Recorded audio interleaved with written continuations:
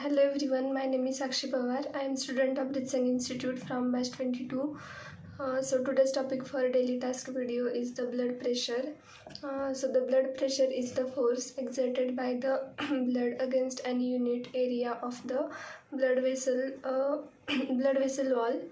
Blood pressure 50 mmHg means that the force exerted is sufficient to push a column of a mercury against gravity up to a level of 50 mmHg high is high, and normal systolic pressure ranges from 100 to 140 millimeter Hg, and normal diastolic pressure is ranges from the 60 to 90 mmHg, and the equipments used for measuring the blood pressure is a stethoscope, a sphygmomanometer, and a bicycle and or a treadmill. And the measurement of arterial blood pressure. Precautions for measuring arterial blood pressure. The cuff size should be appropriate for the age and build of the subject. A large cuff is recommended for obese subject, while a smaller one is available for use with the children's. The cuff must be applied not too tight and not too loose, about 4 cm above the cubital fossa. Take care that the free margin of the cuff is not on the course of a branchial artery. That is to make sure that the rubber bag within the cuff is on the medial side, so that it can occlude the branchial artery when the cuff is inflated. And it is important that the manometer should be at the same level as the heart to exclude the effect of gravity while measuring the blood pressure. The mercury manometer should be in the vertical position, and check that there is an adequate amount of mercury in the bulb of the instrument. This can be done by seeing whether the mercury level is at the zero position of the manometer.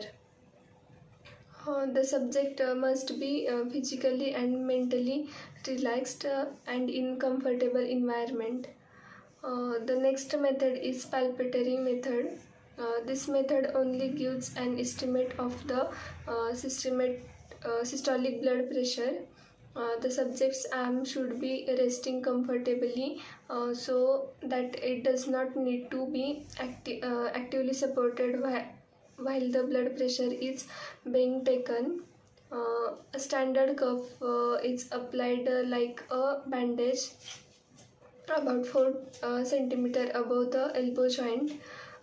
Inflate the cuff until the radial pulse cannot be felt, and by compressing the brachial artery, the pulse or pressure wave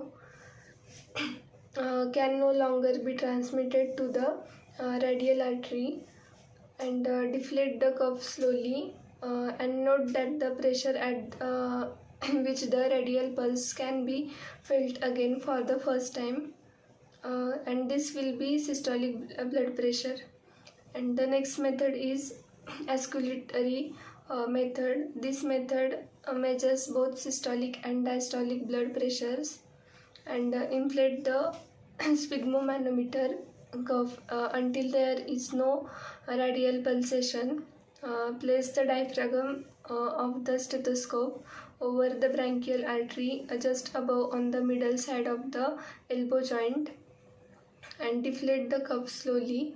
A series of sounds are usually heard. The mean artery blood pressure, it is average blood pressure within the arteries during a whole cardiac cycle, and it is the force responsible for maintaining a continuous forward flow of the blood in the circulation during the whole cycle, cardiac cycle. And MABP is equal to diastolic blood pressure plus 1/3 of a pulse pressure. And the effects of exercise on the systolic and diastolic blood pressure.